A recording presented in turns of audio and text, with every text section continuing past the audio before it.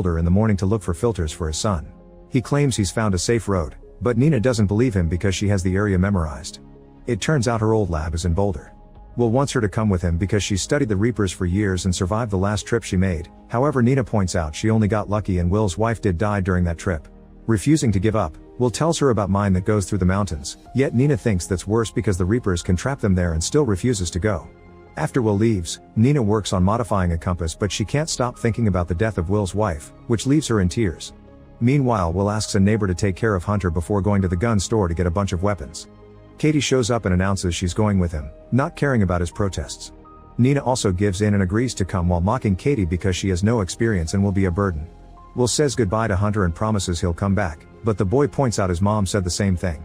The trio finally leaves and Nina continues to be rude to Katie, so Will tells her to behave. Nina then explains that Reapers emit high bioelectromagnetic pulses and her modified compass can detect them when they're within a half mile. After a long walk, they find the Elba Fire Road and the 8,000 feet line. Once the compass confirms there are no monsters nearby, the trio crosses the line and starts going down. Moments later they find some abandoned trucks, so they search them for supplies.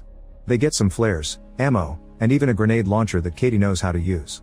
Nina also finds a Reaper scale and takes some time to gather a sample. When Katie tries to rush her, an argument ensues and Nina accuses her of trying to get into Will's pants. A furious Katie pushes her against a truck and reminds her that Nina killed Katie's best friend, referring to Will's wife. The women start punching each other and Will has to separate them before it gets worse. The group keeps traveling and is surprised to find a bunch of horses in the forest, which means the Reapers only attack humans for some reason. Eventually they make it to Alta Vista ski area, where they plan to use the chairlift to travel to the mines safely. At that moment Nina's compass indicates that there's a monster nearby and they see something shaking the forest trees.